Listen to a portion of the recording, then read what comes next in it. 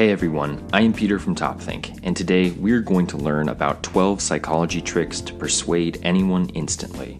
Now, let's begin. Number 1, social proof. One of the most powerful tools to persuade other people is called social proof. Social proof is when you support an argument by saying that everyone else supports it too. For example, Donald Trump often defends himself by saying things like, "Everyone agrees with me." It doesn't matter what your politics are for you to realize that he's using a psychology trick. And it actually works very well. Why? Because people naturally want to feel like they're in the majority. They want to be part of the in-group. So, if you're able to convince someone that most other people believe something, they are much more likely to agree with you. Number 2, anchoring. When making decisions, people make a lot of subconscious mistakes. One of those mistakes is known in the psychology world as anchoring. This means that people have a tendency to rely too much on the first piece of information that they have. This first piece of information is then called the anchor because it shapes the range of thinking going forward. Now that might be a little bit confusing, so let's consider a great example. Say that you're negotiating a deal with a car dealer. You really want the car, but it looks expensive. Thus, when you first speak with a car dealer, you quickly provide a very low asking price. After all, you want to buy the car cheaply. This initially low proposition for the price of the car anchors the negotiation to that value.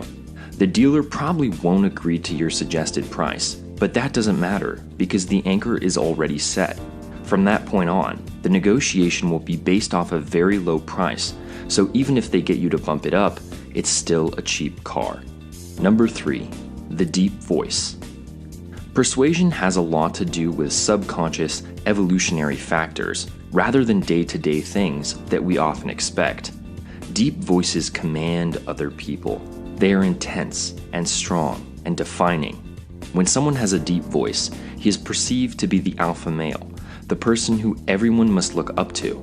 As a result, he automatically is given a sense of authority in group situations. Persuasion is really about emotion, and the emotion that someone feels when spoken to in a deep voice is very different from that of a normal voice. It's a powerful mix of respect, admiration, and reverence. Deep voices are the ultimate signal of command, so if you want to persuade someone, learn to develop a deep voice. Number 4, manipulating the source. Sometimes the source of a message matters a lot more than the message itself. People will believe anything you say as long as you're on television or featured in a magazine. This can be dangerous, especially when it comes to things like the media or other critical institutions. However, you can also use this to your advantage if you're trying to persuade someone. I call this manipulating the source, and it's very powerful. If the inherent logic of your argument isn't doing the trick, try making an argument about the source of the information. So if you want to prove something to be true, look up someone famous or well-regarded who supports your side. And if you want to prove something to be false, do your best to undermine the source of their argument. This will go a long way in the complex and intricate game of persuasion. Number 5, appeal to sexuality. This persuasion technique is based off of one very simple biological concept: the motivation in every animal to reproduce. Thus, appealing to sexuality, in its purest form, simply means using this animal motivation to get exactly what you want. Since this is a natural motivation, ingrained in the brain of every single animal, it's very hard to control, and that is what makes it so effective. Think of the advertisements that you see on a day-to-day basis. Consider the last time you turned on a television and watched a commercial. The chances are very high that you saw a beautiful woman promoting a certain brand. Maybe it was a car commercial, or a food commercial, or a vacation commercial. No matter what a business is selling, the appeal to sexuality can be used to great effect, and it can be just as powerful for you. Number 6, brand yourself. Branding can be thought of as immediate connections that people make to certain symbols. When you think of Nike, you think of sports and action. When you think of McDonald's, you think of convenience and taste and warmth. These are examples of very effective brands, and they are extremely good at doing two simple things: being recognized and sending a clear message. Perhaps my favorite example of branding has to do with colleges. I personally know a guy who goes to Harvard University, one of the best and most famous colleges in the entire world. He told me something very interesting. Being a student at Harvard is not just about getting a great education. Sure, that's a nice plus, but the real benefit is the brand name behind Harvard. When someone sees that on a resume or a job application, you are automatically associated with knowledge, talent, and excellence. That is the true power of going to Harvard, and it's the perfect example of how persuasive branding can be. Number 7, speak in simple language. Textbooks were not meant to persuade people. They were meant to be academic references created with two very simple things in mind: precision and accuracy.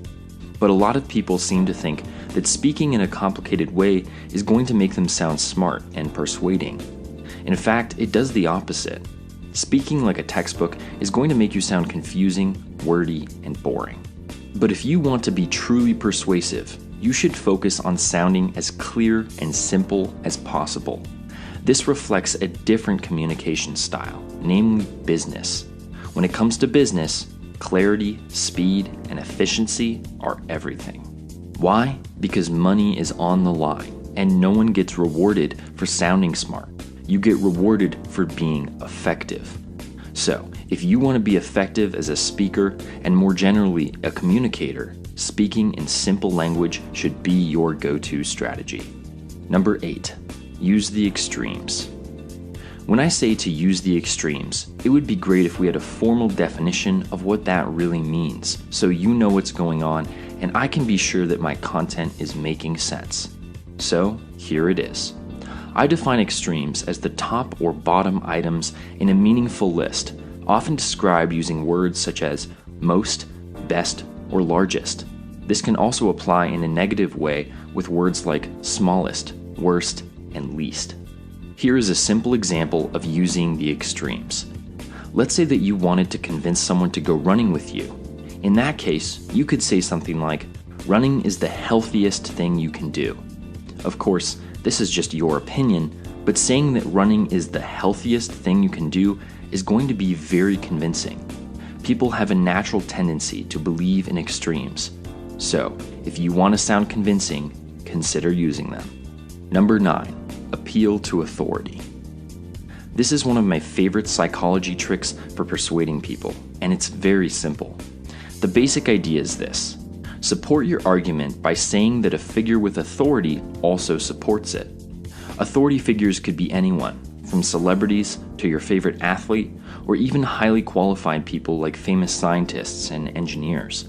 If someone like that supports your argument, it makes it much stronger.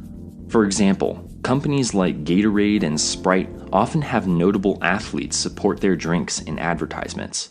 I've seen LeBron James, who happens to be one of my favorite athletes, endorsing Sprite, and I've seen many other people with a similar status in a similar advertisement.